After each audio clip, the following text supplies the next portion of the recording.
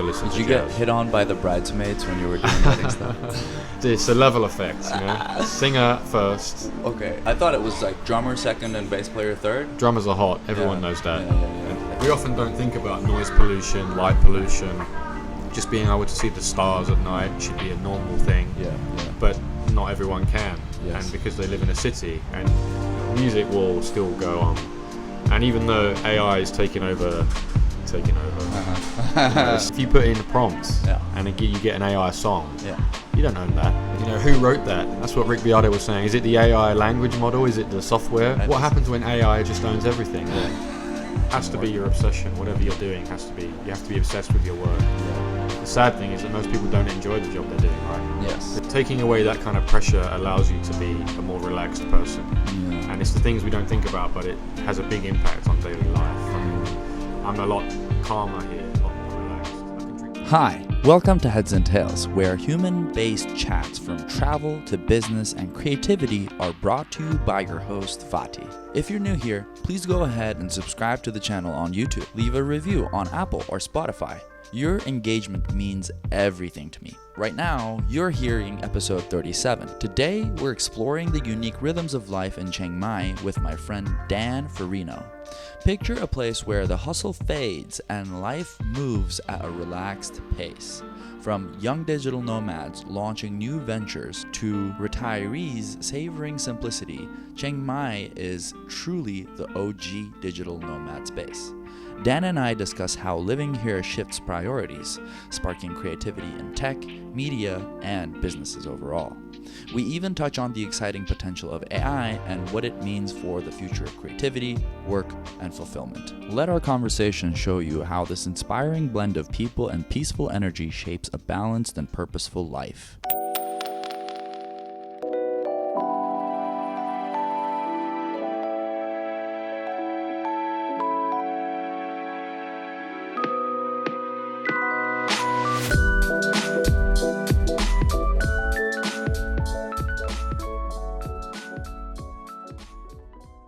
Different vibe here because it's mainly a Thai audience, and none of them are really drunk, or at least they don't seem drunk. Yeah, the drinking is very different in England versus here, right? It's a whole drinking culture, you know. So yeah. Over here, I feel like they dilute their alcohol a lot, and I've never seen a belligerent Thai drunk person. It's like they're drinking right, I feel like. Yeah, they do it in a kind of relaxed way. Yeah. You know, the lady comes and pours your drink, and it's with ice, as you say, and it's just very social but relaxed and not in your face. You know, there's no, as you say, there's no one shouting at you or asking you for what song to telling me what song to play. I mean, I have actually had that once. Yeah. But and she was a Thai woman, but she was nice, you know. She didn't demand that I play a song. Right. Again, it's a different thing because I'm performing at a jazz bar and not at a wedding. Yeah. And when I perform at jazz bars in England, which I have also done, you know, you do get nice people, but it's mainly an older crowd that come to listen to jazz. Did you get hit on by the bridesmaids when you were doing wedding stuff? It's normally the singer that gets hit on. The singer. I did backing vocals, but no one wants the piano player. It's a level effect, you know. Singer first. Okay. And the bass player? And then the bass player. I don't know. Is it bass player second? I'm not sure the order. I thought it was like drummer second and bass player third. Drummers are hot. Everyone knows that. Yeah. And then bass player. Yeah. Okay. So I'm kind of last. It's piano and guitar down at the bottom. But it just is what it is, right? It is what it is. It's a good attitude to have towards that. Yeah. I've never got that, man. Like to be in a band, because there was, from my perspective, growing up, being in a band wasn't. I've only seen a few people who would be in a band or play music regardless of everything that goes into being in a band or playing music. So it almost felt like, you know, people would go on these bands just because the image associated with them, you know. So in my mind, I was talking about this with someone yesterday too. I love live music, but most of the music I've listened to was through headphones in my life. So I appreciate, you know, for what it is, but when I feel lost in the music and stuff, That's usually when I'm in like a DJ set or something like this. Yeah, a DJ setting. Yeah. That's another vibe as well when you're going up in a party mode. And I do appreciate DJs as well. Yeah. And I did do a little bit of DJ work in England. At the end of the set at weddings, they often would book a package deal. Right. So they want the live band and then they want a DJ set for an hour at the end as well. And but it's a whole nother skill set, and it's all, as you say, it's all behind the scenes. Yes. It's the stuff that musicians do, DJs, performers, writing your original music. If you write a song,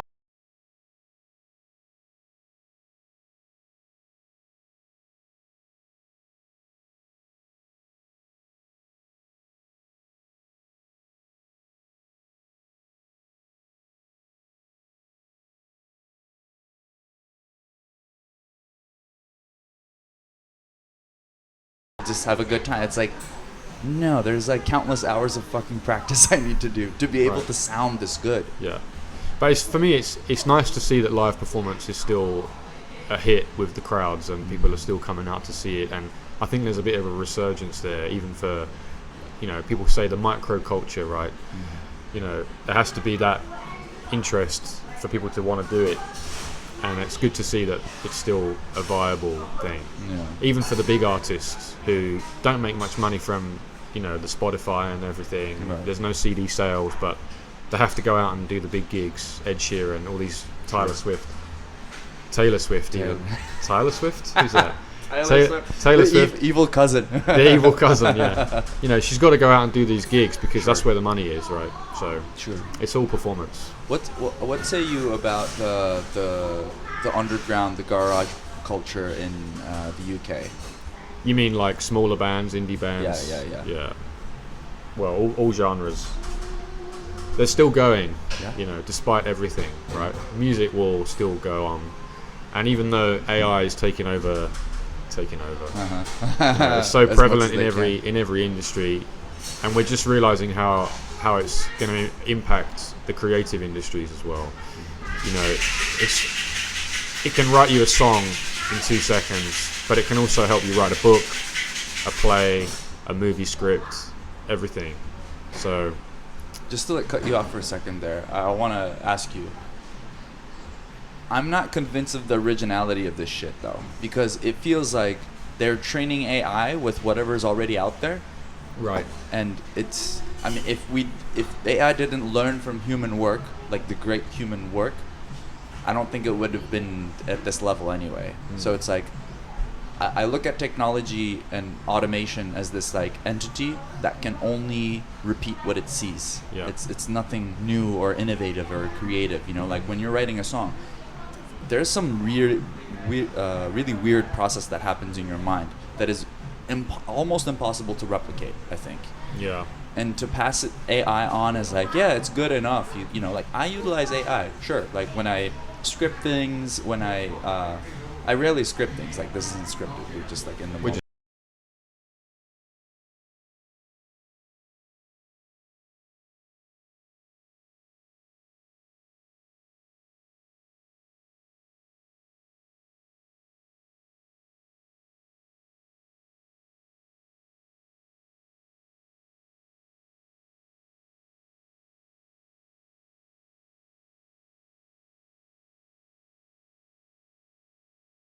Original stuff. Like if I tell it to write me an article for my website, it will just give me something. It might give me something a bit like it will take from the top 3 articles and write something pretty generic. But you can also ask AI to then write you something more unique. You can continually prompt it, and then you can get something like when you're writing a song, you can get it to write you a really unique song actually. So I kind of agree but also disagree. It can give you something pretty crap, but it can also give you something really good if you continually prompt it to keep giving you something better.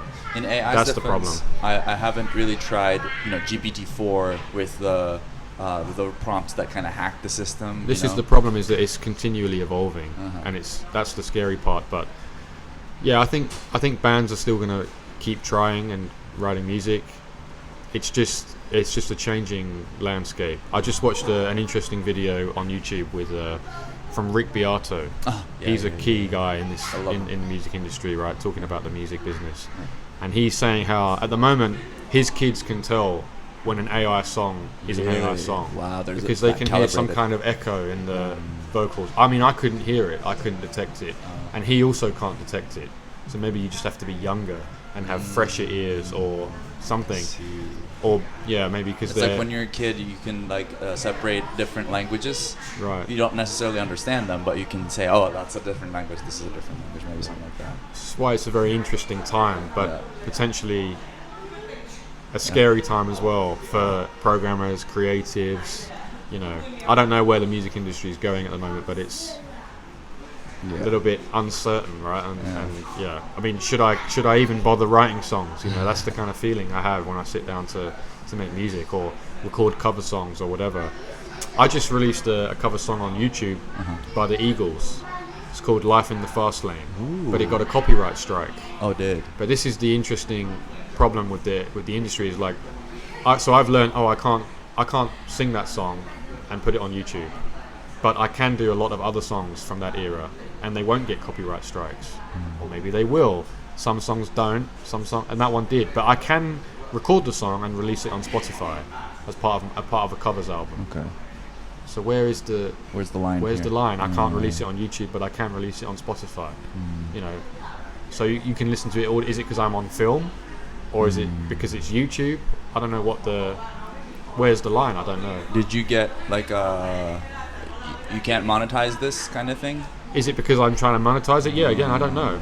My YouTube channel isn't monetized. My Spotify isn't monetized. I'm not getting the views yet. It's still very new. Right. But yeah, is it because there's potential for it to be monetized? I don't know. It's too much to think about. Yeah, the ethics that go. I think we're going into a time where, you know, robot rights are going to be more relevant. So, you know, who wrote that? That's what Rick Beato was saying. Is it the AI language model? Is it the software?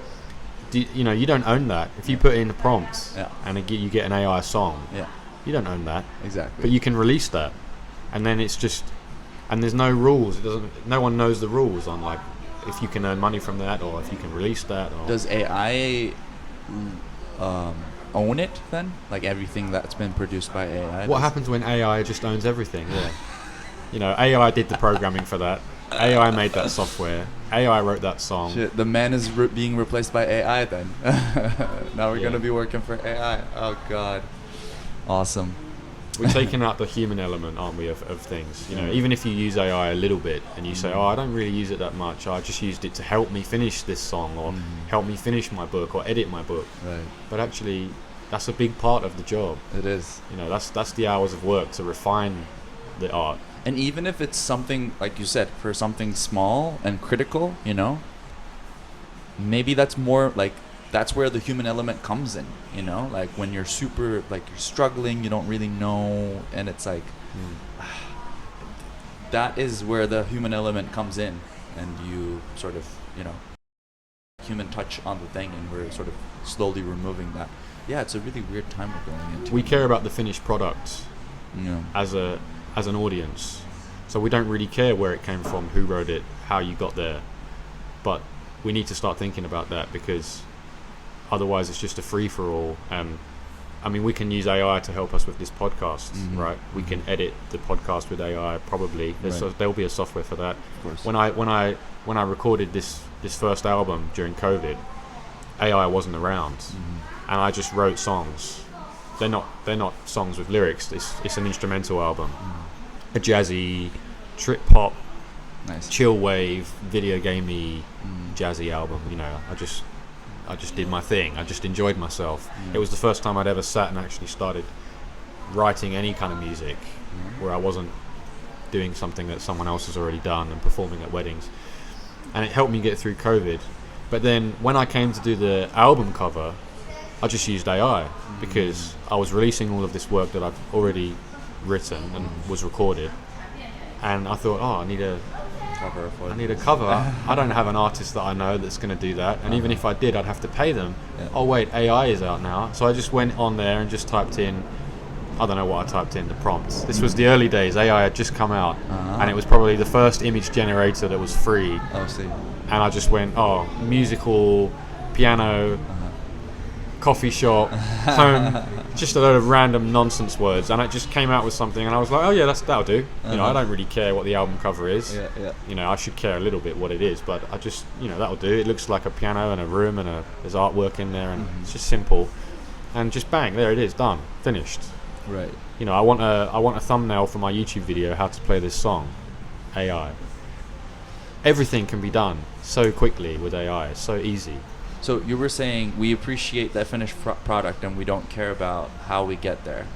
I think as a species, we care about the end result more than the process. Like, you see a guy who's like fucking jacked, you know, like with all of his muscles, and you like the end result, but you don't want to know, or you don't care about how he, like, all the sacrifices he until made. you sit and watch the Arnold Schwarzenegger documentary, and then you're like, oh shit, he was in the gym every day for 3 hours. I mean, I go for 1 hour and I'm exhausted. But he was in there, you know. Yeah, it's like pumping it out. Yeah, I think there's like a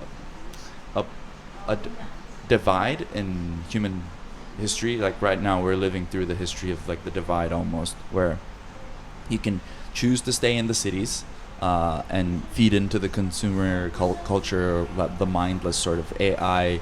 We don't care about where it came from. It's just like we just care about the product. There's that camp, and there's another camp who's going back to the roots, as it were. I don't know.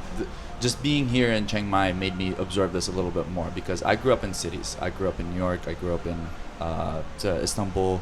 I spent a little bit of time in Amsterdam. These are all like mega cities. Like one way or another, they're melting pots.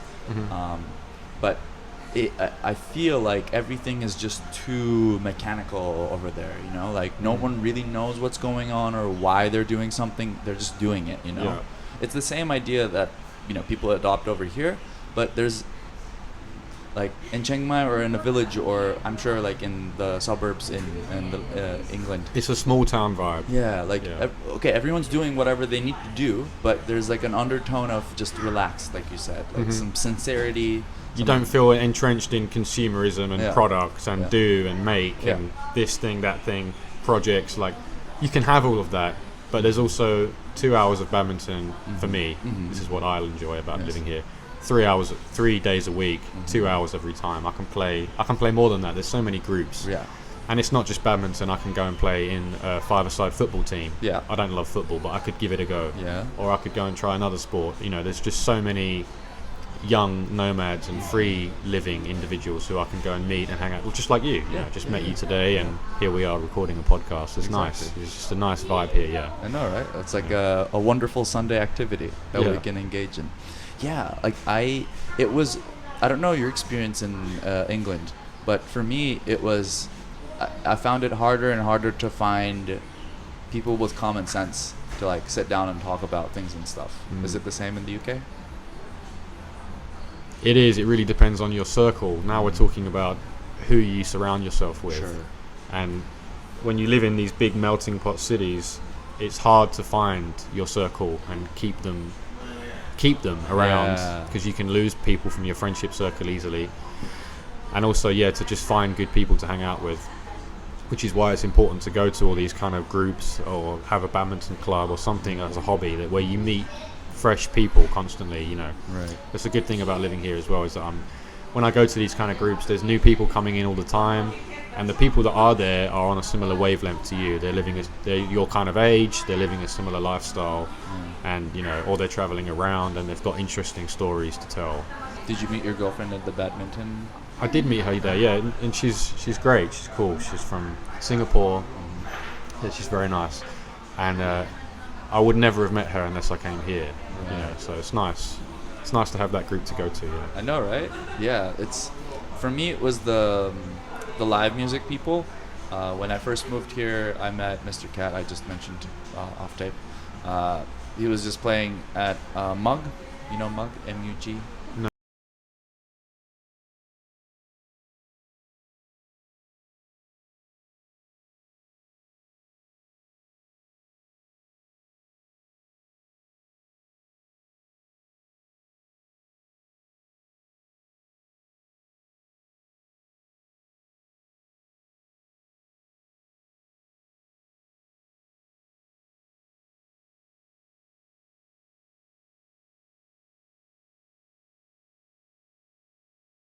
soda. Sang soda. You can get soda water or the I like the lime, the Schweppes lime. Okay. Either with sugar or without, but if you don't want sugar, there's a sugar-free one. Okay. And it's still like 30 baht, so the bar gets some amount of money from you. Obviously not as much as when you buy 100 baht beer. Sure. But if you don't want to drink beer, don't feel pressured to drink beer, because I know a lot of people here who just don't drink and they can still go out and have a good time. I do. So what I've done, you can tell me if it's right or wrong, but so I don't like to drink that much. But me neither. No. I generally tip like 50 baht, 100 baht at places if I hang out. You for can a long tip time. if you go and see live music. You could put a tip in the tip jar. You could get a soda water. A lot of places, like where I perform on Wednesdays, serve food, so you could not eat before you. Like I'm performing at 9 o'clock on Wednesdays. You could not eat before you go. And Camellia serve like pasta. Nice. I don't know, American burgers and fries, but they're quite good. You know, the food is quite good there. So just a little tip for you: if you want to come see my gig Wednesdays at 9, then you get food. Stuff your face. Stuff your face, and then you don't have to drink. Exactly. And you're supporting the place. You're supporting the music. Yeah. Because that's what it's all about for me. It's less about the alcohol that I put in my system, more about like, okay, how can I facilitate you guys keeping the vibes going?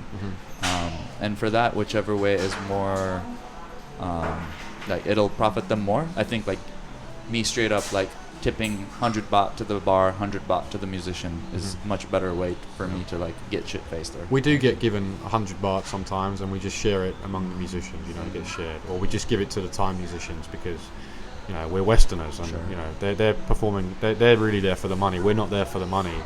We're not even there to get paid. We're just there to just have a good time. You know. Tell me about. So I've heard that within Thai culture, musicians were kind of outcast. How do you see that? I haven't heard about this or noticed that. I mean, I'm not close enough. Way less prevalent, but like in the past, like maybe 20, 30 years, like all the people were like, oh, like you're entertainers. There was a stigma against that, but you don't see that happening, you know. I mean, I don't.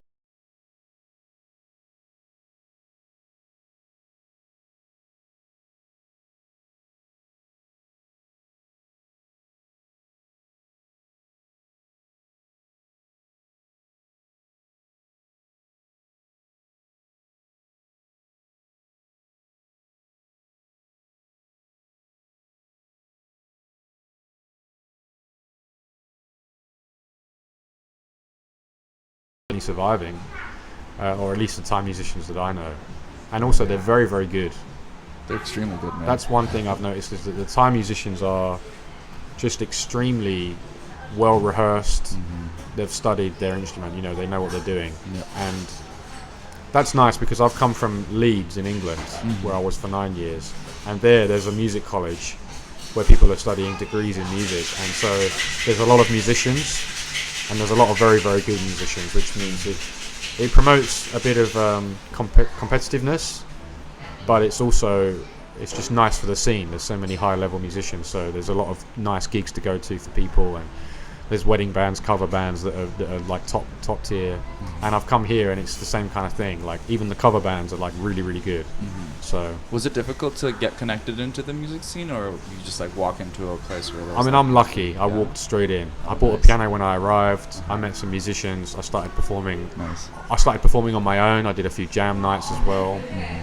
I just got lucky as well. I met good musicians, and then suddenly I'm in a 5-piece band with Thais, with Westerners, and then I'm performing every week Wednesday night.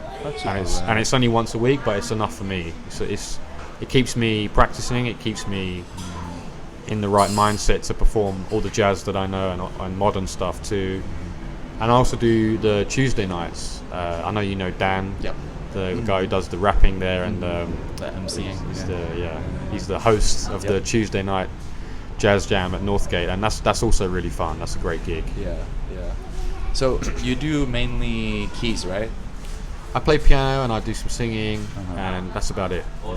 Cool. And how is it playing with Thai musicians? Like, because you don't speak the language, is it hard to connect with these people, or? I've learned a little bit of the language, enough to be do pleasantries. I need to learn more because I'm living here. Same. I do need to increase my Thai a lot, but connecting with them isn't an issue. They're just overly friendly people. Yeah. Thais are very easy to connect with, actually. So. Yeah. Nice.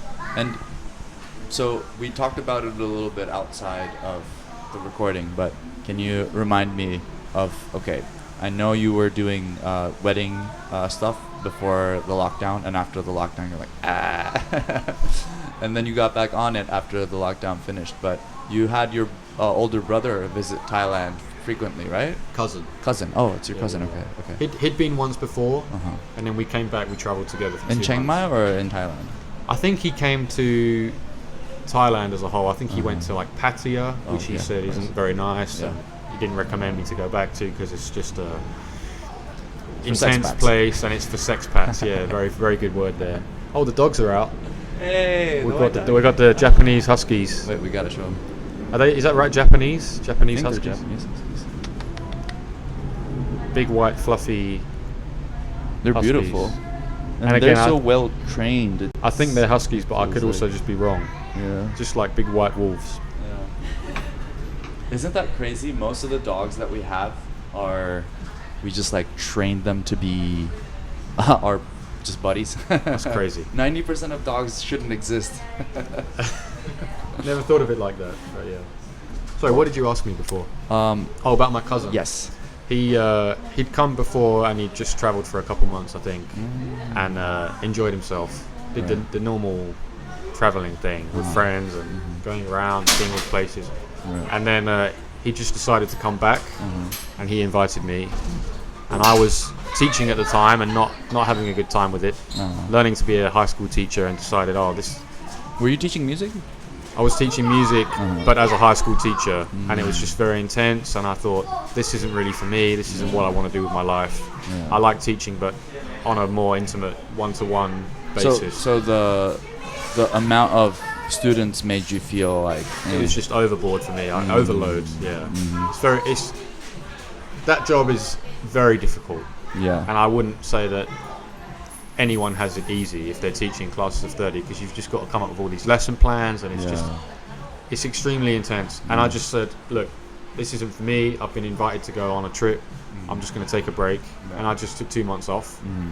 And then when I went back, I went hard on the weddings, as you said. I went back to the wedding industry. So yeah, I think it was the right move.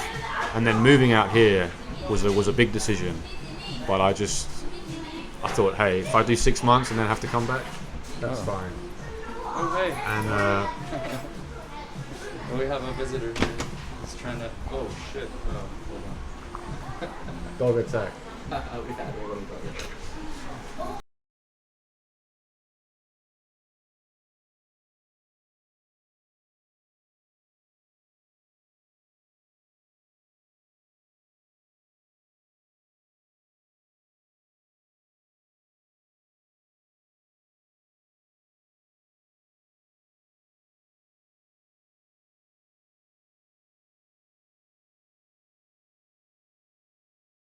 Snows and gets icy. To be honest, it does do that in the south too, but I think it's a few degrees colder. They say it's grim up north. Yeah. That's what they say in the south. Grim up north. And I think that's just to do with the weather. But You yeah. get less sunny days? I mean, there's not much sunny days in England. I think England's just not very sunny. That's the whole joke that people just say. It's like rainy England. Yeah, it rains a lot. I don't know. It's probably not as bad as Seattle. Oh right. But that's not saying much. Yeah. Yeah, and the north is just a bit different in the way people sound. The accent's very different, and culturally, there's probably a slight difference there too. I mean, the south is a bit more. You have London there, and that's the centre of England. And that's the place that's busy. That's the place that's like live and happening. Leeds is a bit more chill. I would say Chiang Mai is like the Leeds of Thailand. Okay. It's just a smaller kind of, and you have all the musicians in Leeds. So yeah, there's some similarities actually between where I lived in the north and then coming to Chiang Mai. Feels like there's a bit of a crossover there, Nice. especially with the music scene. But Right. So there's like a lot of lively live music going on in Leeds as well. in Leeds, yeah, and I like that whole aspect of it. Watch out! Right, we dogs have at another the dog attack. Hey. It's so well behaved. I love it. They're lovely. You having fun with the dogs? Yeah. Your video might have stopped. Oh, have we? No, we're still rolling. Oh, we're still live? Yeah. Coming to you live. Hey. So, I was always curious about this. How's your experience meeting British people in England versus outside of England? Well, if you meet older guys and they're expats, they're here for retirement, right? Sure. And they're having a good time. Whoa! Dog attack.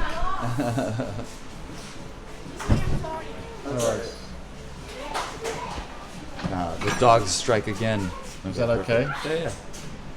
We're still in it. Very professional podcast. I know, right? Cameras flying around. This is... Well, okay, I'll tell you.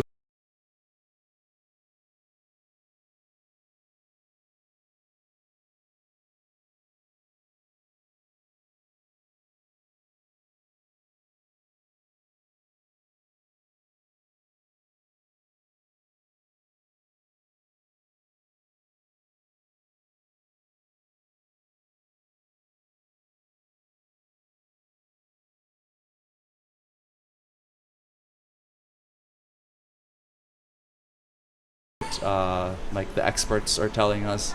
I feel like we've had enough experts, you know, because I feel like we want to listen to Chiang Mai from people like you and me. We're part of the microculture. We are. We're the uprising. Yes, we are the uprising. So get used to it, people. Joe Rogan, eat your heart out. Ah, fucking hell, man. You lose, Rogan. We're after you. Yeah. Until we get sponsored by the same companies and then they we're take us screwed. through. Yeah. No. But no, I've met a lot of English people here, and the young guys are just doing what I'm doing. They're nomads. They're trying to start a little business. They're trying to open a place, a coffee shop, a co-working space. They're programming. They're teaching. It's very bits and bobs. Yep. Making it work for you, finding what you like, covering your expenses, so that you can carry on living here or traveling or doing what you love. You know, or you're investing in stocks, or you're just, something like that, or a mix of all of those things that allows you to stay. The older guys are just chilling. They made their money, and then they came over here. They bought a cheap apartment or house. Either they're renting somewhere out, or they own somewhere back home that they rent out, and they just live here. They get married to a Thai woman, or they're already married and they come out here as a couple. They buy somewhere and they settle down, and it's really nice to see. Actually, they're very happy. It's a chill place to live. Well, that was my experience, because meeting American people in America was very different than meeting American people outside. Because they're actually happy here, right? Yes. Well, they think about different things. The priorities are different. I feel like there's a different rat race. Well, I don't think there's a rat race here, because when your money is so powerful in some other country, you're not in that sort of, I need to make rent, I need to I can't get a coffee, you're not in that mind space, and I think that allows for a different way of existence. And if you do that that's why I was at we were talking about big cities and how it is on your psyche. I feel like there should be a limit of, in this square meter, kilometer square meter, there shouldn't be more than 10 million people or something, because there's some number that we where just it lose gets our out shit. Of hand, yeah. Right.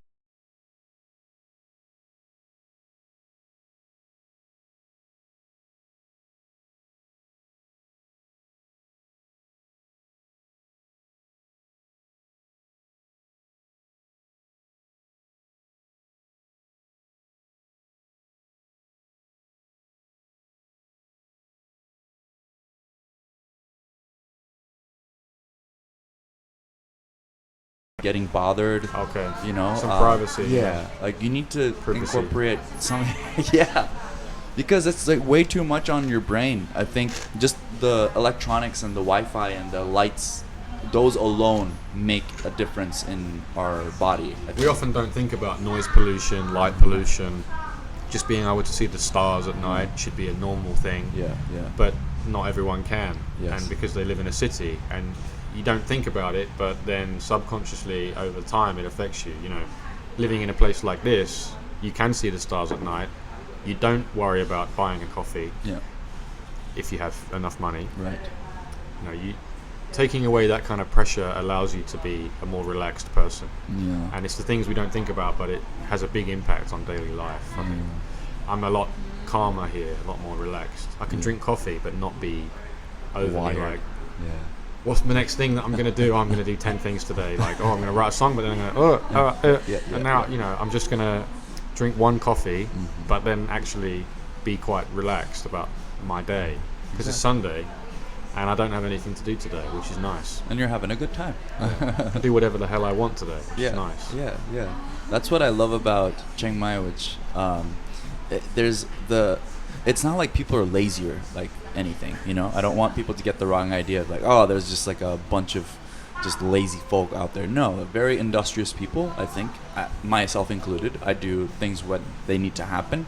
But there's no sense of, I need to make the money from this, or like, my boss is like breathing down my neck, driving me berserk, like, the papers are due now. It's like, it's more sabai, but it's not like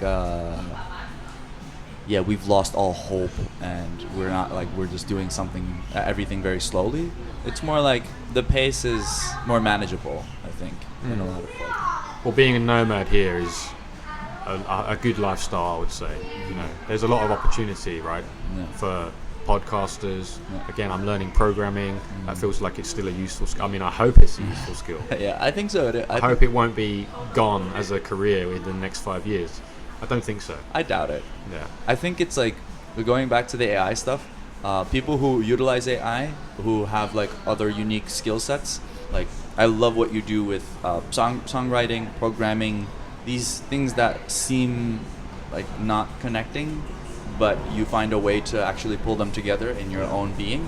That's the future of life in general. Yeah, there might be an app that needs developing or making for musicians that hasn't been made. Oh, you have an idea? Oh. I don't have an idea right this second, but I just feel like there's space in the world for more apps and software, and that's where the world is heading, right? Everything's digital. Everything's a subscription model. I don't necessarily like that. I prefer buy to own. So if I do make something out of, with this Python or whatever programming language that I decide to use, because I'm going to learn more than one. After I finish Python, I plan to learn some JavaScript, maybe some PHP. Both seem useful. And even, I can do web development. It just opens up a lot of different pathways. But there's definitely space for more software and apps. We just need stuff like that. When I teach piano on YouTube, I'm using a software that I think just one guy made. But it's just one of those things that shows you the notes that you press on the piano, so that when you're recording, people can actually see what you're playing. Nice. rather than because your fingers get in the way when you're trying to teach. Right. It's different when you teach one-to-one, but when you're teaching on video, you need some sort of software like that. It was like $20. Wow. It's not a lot. But if I think 10,000 or however many thousand have bought it, it's a lot of money. Yeah. It's 200. If it's 10,000, he's made $200,000 off that. So if I can make some kind of software like that, there's so much money to be made. Yeah. And I don't think people know what they want necessarily. I love this Ford quote. It was like, if I asked people what they wanted, they would probably tell me they want faster horses. Right. It's like people don't know what they want until someone makes it and then like distributes it, and then it's how are we living without this thing that's invented? Yeah. So it'll be like that with driverless cars, right? Of course. It'll be once that's actually fixed, so that people aren't getting injured or dying or whatever. Yeah. And it's perfect, and it gets you where you need to be, and then takes you home again. And you don't even have to think about it, and it's all voice commands. It sounds scary now, but I think when they finalize that will just be part of human life. Yeah. You won't drive anywhere. You'll just get in the car. Again, it doesn't sound like something that's going to happen, but I think if you've seen I, Robot with Will Smith, he does just get in the car and he goes home, and then it's like he's going home. Yeah. But then he also can take the wheel and go manual. Yes. And I think the woman in I, Robot, looks at him crazy when he says, when he takes the wheel and starts driving at like 200 miles an hour, she's like, "You're driving manual?" Because it's like something crazy at that time to do that. Yeah. Maybe we'll forget how to drive a manual car. I think a lot of people will. Just like, kids these days don't know a world outside of no cell phones. Like, how did you talk to each other? Like, how did you... Like they can't conceive that. It might be worse than that. It might be that the smartphone has AI built in. I know the next MacBooks are going to have AI built in. Whether we want it or not, it's there. So maybe they just talk to the phone or talk to the computer all the time. They don't even have to type. But then what happens if we don't have to teach them to read anymore? What happens if we don't have to learn to drive anymore, or fly a plane anymore, or do anything? You know, everything's just automated. Are we really human then? Well, look. You need medicine; it comes by drone. You know, where are we heading? Looky here. I think we know that the military-industrial complex has technology that's 20 or 30 years ahead of what we already have right now. So if the public AI is at this level, how do we know that we're not being run by AI? We're getting into Matrix territory now. How do we know any of this is real? Shit's disintegrating, man. I don't know. The choppers. Pop, pop, pop, pop, pop. Oh no. They're after us. Damn it. God damn it. Yeah, okay, I don't know. We need to change topic before we get put in jail. Right. Okay, hold on. Music. Good stuff. Chiang Mai. I don't know. It was a very pleasant surprise to find somewhere without like traffic issues. I think that also adds, like, going back to the driverless cars. I think places, if like Japan, like Istanbul, all these places that have like big traffic problems, they could definitely benefit from like, having no drivers. And in Chiang Mai, I think there's traffic still, but compared to Bangkok or like Vietnam, it's like way easier. Because the main difference I've observed is when I'm riding a motorbike, people are watching me. I don't need to watch anybody else because, well, I do need to watch everybody, but I feel like so taken care of in traffic. It's not like a...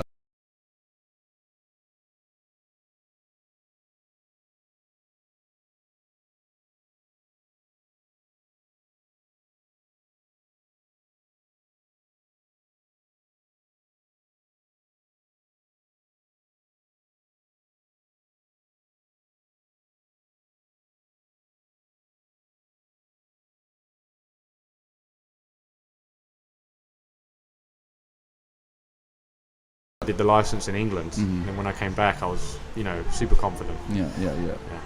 But no, it's relaxed to drive. Another aspect of the relaxed atmosphere, or the fact that it's just relaxed in every way, right? The lifestyle. Yeah.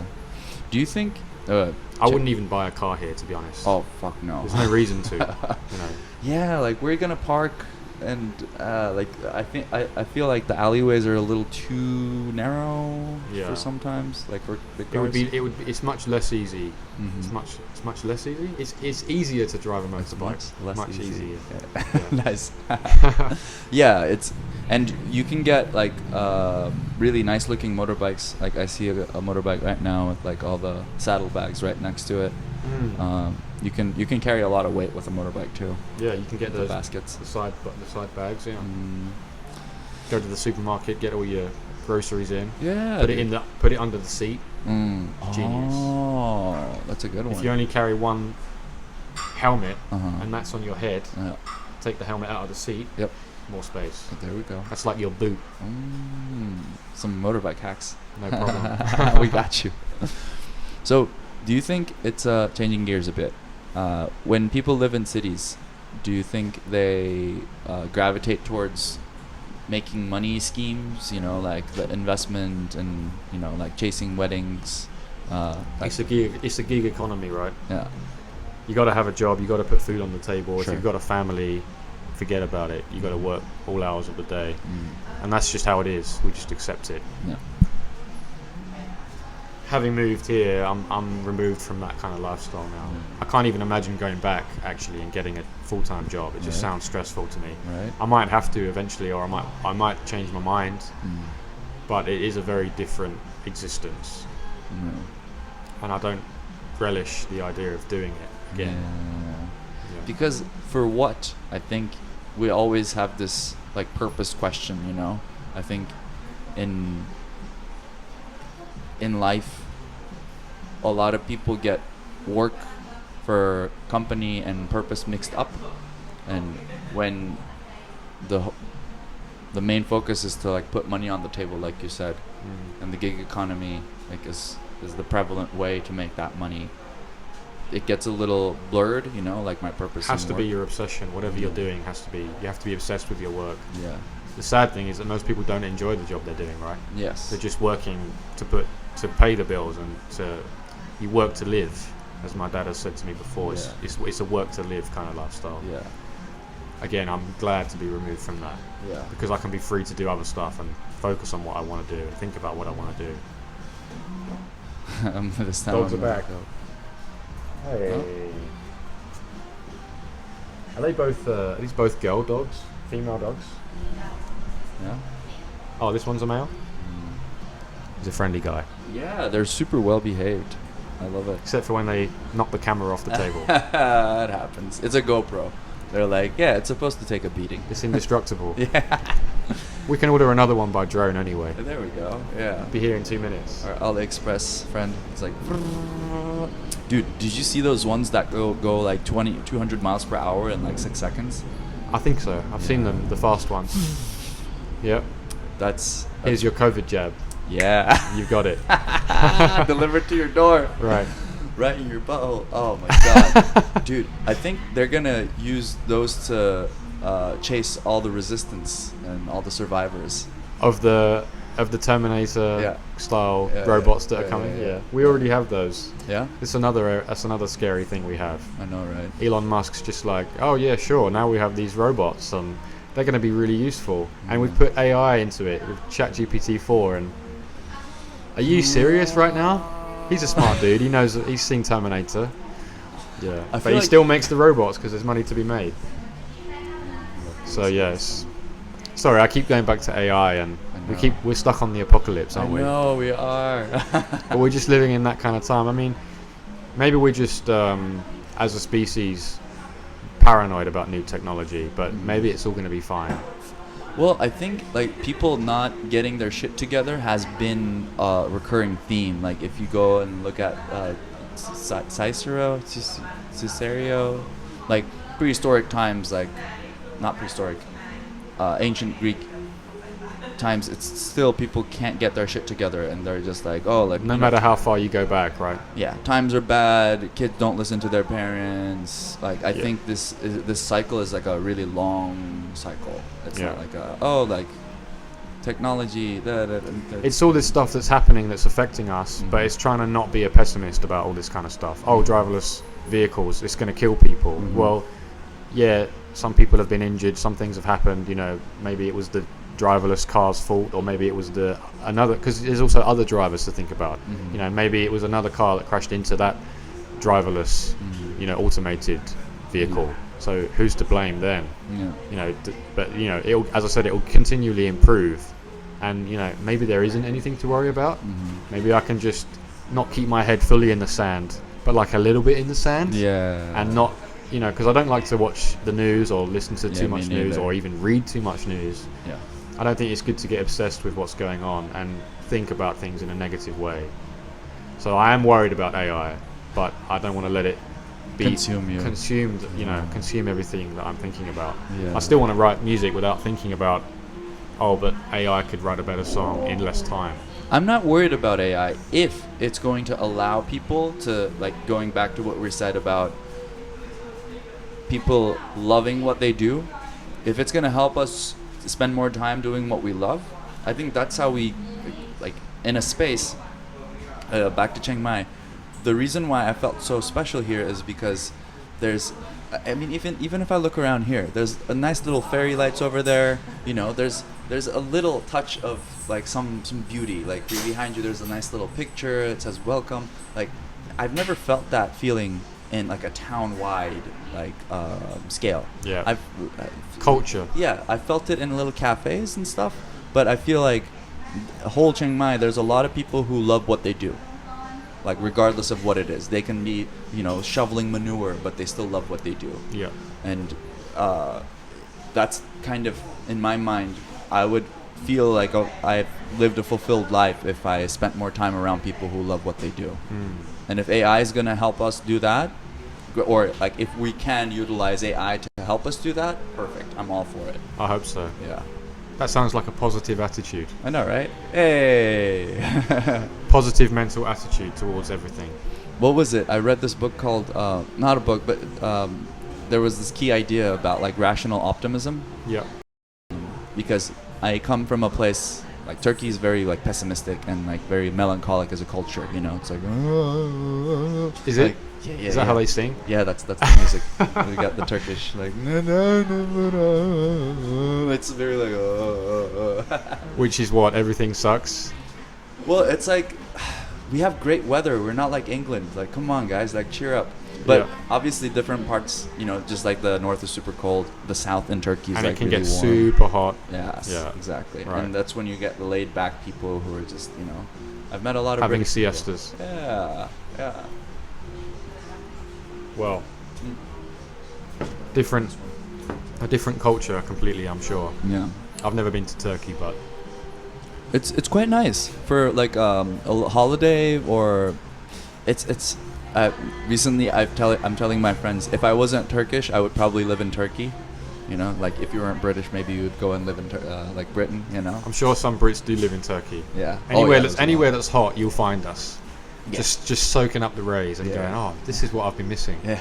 But then they get their few weeks of that, and then they're like, oh, actually, this is too much. Yeah. Let's go back to rainy England where I live, and I'll come back next year. Yeah. So we get all our vitamin D in a short space of time, and then we go back to you get vitamin misery. D overload. Yeah, we overload on vitamin D. Yeah. Oh, I need some fucking rain, mate. Yeah. Nice. So, would you recommend any friends to come out here? I recommend it, and I try to recommend it to my parents to visit. You know, they have their own stuff going on, so, and you know, working hard, right, living their lives. Right. You know how it is. Yeah. So they don't necessarily. The dog agrees. But yeah, I recommend it, and I think more people will keep coming, and especially more of my friends from Leeds. I know that because my friend Ben came with his girlfriend for a couple of weeks. Yeah. Or a couple months actually, but a couple weeks here and then travelled around Asia a bit. And I know that he'll recommend it to other friends that I know. Yeah. So I think I'll see more of my friends here in the future. Nice. And that's a nice thing to think about actually, because having lived here for a couple of years, I'll be able to show them around, recommend different places in the south to visit with the nice beaches. And it's just so much beauty here, isn't there? So much nice. Dude. So many nice places to visit. And this is just like the surface, I feel like, because I have so many friends who live in Vietnam. I haven't been there yet. Yeah, me neither. Me neither. Same, I assume, with Malaysia. There was I stayed in Penang for a little bit. Amazing nature over there as well.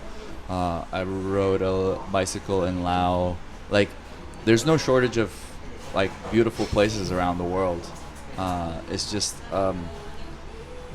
as a generation, you know, like the millennials, like we're kind of like the youngest millennials. I think people are hopefully like looking outside of their sort of familiar patterns. Yeah. And they're like, oh, okay, like I'm not gonna make the same amount of money, but at least I can, you know, like enjoy what I do. So I think there's more people switching over to that, and your environment is, I don't know, it's like the determining factor. Yeah. Oh, let's see where we're at. Oh, 51 minutes in. Nice. Yeah, I think more people will travel. It's becoming more accessible and more accepted, especially for people of our age. Yeah. But yeah, it's been good to talk to you, dude. Yeah, dude. Yeah. Thank you so much for sharing these. Unfortunately, I have to go because it's badminton o'clock for me. Oh, it is. Yeah. Right, we're going to have some badminton. Got to get my cardio on. Nice. Awesome. Yeah, it's great to talk to you, and let's hope that AI doesn't take over anytime soon. Let's hope not. So we can keep podcasting. Hey, thank you so much, brother. Good stuff. Good stuff. All right, this was another episode, and see you guys next week. Bye-bye.